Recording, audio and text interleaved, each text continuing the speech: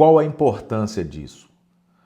Essa demarcação que vamos falar é extremamente significativa para que você possa conseguir operacionalizar um sistema jurídico sincrético. O que é um sistema jurídico sincrético?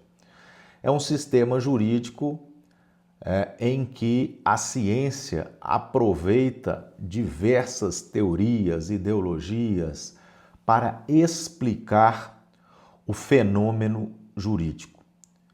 E você vai perceber que isso é estratégico para você operacionalizar, atuar, por exemplo, na advocacia, muito estratégico, mas você vai perceber também, e o objetivo dessa aula principal é esse, que o sincretismo jurídico ele não contribui para o progresso da ciência do direito. Ao contrário, ele preserva as mazelas, as desigualdades e fortalece um agir estratégico do operador do direito. Obviamente que nas aulas que vocês vão participar, os professores estão muito mais preocupados em lhes ensinar, ofertar a prática, o que é importante, mas poucos deixam vocês ali claros no entendimento de que a teoria precede a prática, ou seja, a prática sem teoria é como um navio sem bússola. A prática sem teoria pode gerar a violência da linguagem jurídica. É um pouco isso que vamos trabalhar aqui hoje, tá? Quando a gente estuda, e aqui começando sobre teoria geral do processo, você joga aí na internet e você vai ver vários livros sobre teoria geral do processo, que é a parte introdutória da nossa aula. E ao abrir esses livros, todos, ou na sua grande maioria, vai iniciar de forma ativa e proativa sobre temas da operacionalização do sistema jurídico na prática. Então vai passar lá rapidamente sobre jurisdição, ação e processo e depois já vai lhe apresentar conceitos práticos para você operacionalizar o sistema.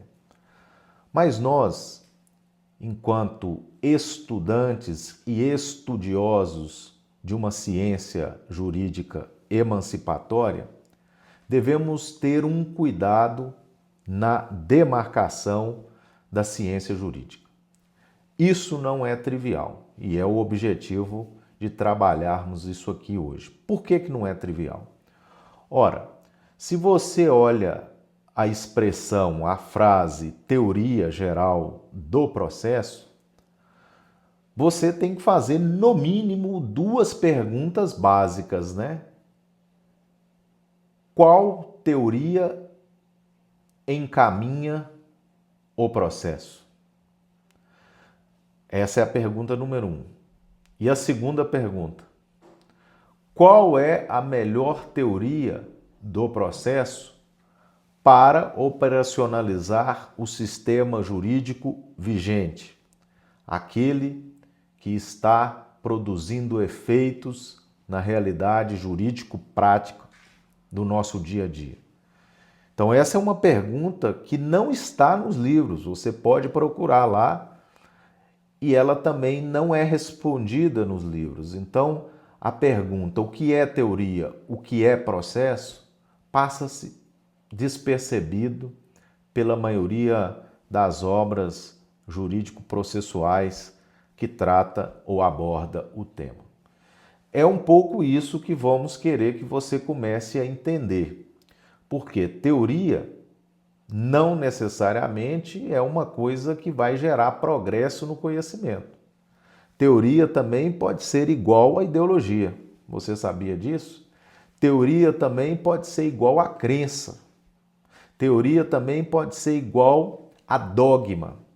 Teoria também pode ser igual a pseudociência. E no campo do direito, isso é o que mais existe. Muito se fala em teorias do direito, por exemplo, Mas você já se perguntou qual é a melhor teoria para encaminhar do direito? Qual a melhor teoria do direito para encaminhar o discurso constitucional? Ah, não, professor Silvio, isso não é necessário. Como não é necessário? Sendo que de todas as formas de dominação, a mais potente é a linguagem, como que nós não vamos demarcar a linguagem jurídica que impõe um dever ser, que normatiza a vida humana, que impõe regras, que impõe objeções?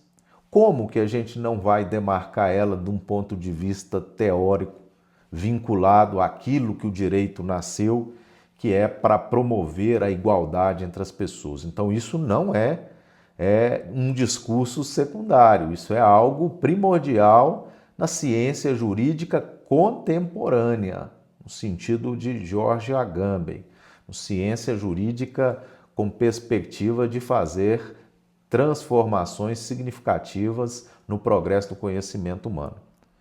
Então, quando a gente pega a expressão teoria geral do processo e você pergunta qual é a teoria do processo mais apta a encaminhar o discurso jurídico, muitos não preocupam com essa indagação. Acham isso uma questão filosófica desnecessária de se discutir no direito, mas infelizmente estão verdadeiramente enganados, porque a ciência social, no caso, fala-se ciências sociais aplicada, que enquadra o direito, é uma ciência normativa. E se a ciência é normativa, ela tem que ter um lastro teórico para gerar progresso e ganhos de democraticidade. Isso é inquestionável. Então, quando a gente fala de teorias, o autor que eu entendo que aprofundou esse tema com singularidade foi Karl Popper. Karl Popper trabalhou e diferenciou teoria de ideologia, teoria de pseudociência, teoria de crença, teoria de dogma e clareou o nosso entendimento em perspectiva de que a maioria das vezes nós estamos escrevendo, nós estamos produzindo conhecimento que na verdade é um pseudo-conhecimento. Na verdade, nós estamos reproduzindo crenças de conhecimento, dogmas e ideologias fantasiadas de uma ciência, mas que na verdade é tudo ideologia. Então, Popper introduz o tema da demarcação. O tema da demarcação, ele vai dizer que, em ciência, demarcar é um critério extremamente importante porque permite assegurar quando uma teoria é falseável ou quando uma teoria é um dogma insuscetível de crítica ou refutação. Uma teoria em Popper, para ser considerada científica, ela deve estar lastreada por uma linguagem que permite a criticidade de forma permanente e constante.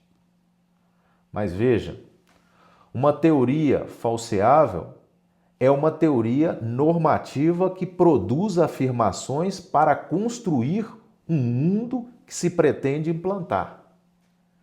E essa teoria que produz uma linguagem sobre o mundo, no caso específico do direito, um mundo em que as pessoas tenham um piso de igualdade fundamental, ela precisa ser normativa, mas ao mesmo tempo ela precisa também estar sustentada por critérios de falseabilidade. Por quê?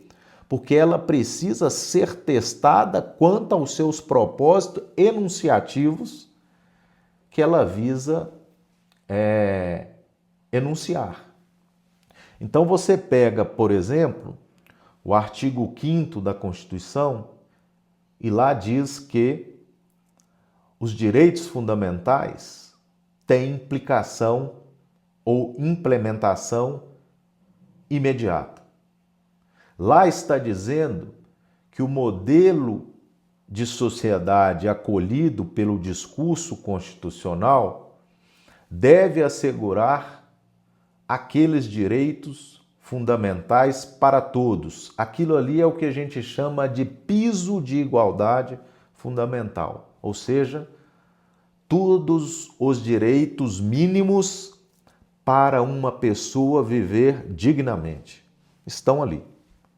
Mas você já se perguntou por que já se passou anos e anos de uma Constituição democrática, importante e da envergadura como a nossa, mas que o seu discurso não é implementado, em que pese esteja lá no próprio texto constitucional que são de aplicação imediata, aqueles direitos?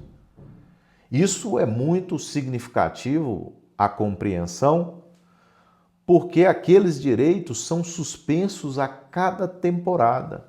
Passa-se anos e anos, governos e mais governos, e nada de se implantar ou de se aproximar de um piso de igualdade fundamental. Ora, basta você fazer uma breve andança por qualquer cidade deste Brasil e você vai ver os níveis de desigualdade. E o mais triste e lamentável, passa anos, às vezes eles aumentam, às vezes eles reduzem, mas uma coisa é fato, eles são sazonais, aumenta, diminui, o que é inadmissível em um paradigma de sociedade democrática ou paradigma de sociedade aberta. E o que isso tem a ver com a nossa aula?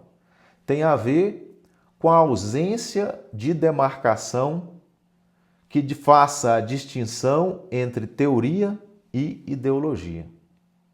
Porque se você está disposto a estudar o direito e fazer um discurso sobre o direito, por uma questão de honestidade intelectual, você tem que buscar o entendimento sobre qual a teoria, porque são várias, do direito, por exemplo, está mais apta a implementar os direitos fundamentais da sociedade. Essa é uma reflexão. E a segunda reflexão: se você está disposto a estudar uma teoria geral do processo, você tem que estar aberto a perquirir, a estudar, a refletir sobre qual das teorias processuais estão mais aptas ou mais resistente aos critérios de falseabilidade e de teste para implementar este projeto de sociedade democrática que é normativo e é de direito, delineado pela Constituição.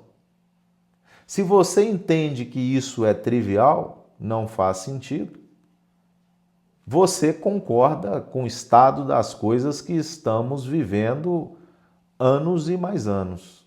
Você concorda que a desigualdade em uma sociedade é algo natural e que o direito, enquanto ciência dogmática, não pode fazer nada, e de fato não pode. Mas se você muda o paradigma teórico sobre a sua concepção de direito e entende que o direito como uma ciência conjectural, cuja existência só tem razão de existir se for para promover um piso de igualdade entre as pessoas do povo, então o tema de qual teoria do direito ou qual teoria do processo deve encaminhar o discurso jurídico faz todo sentido para você. Esse é o tema que a gente vai introduzir nas próximas aulas.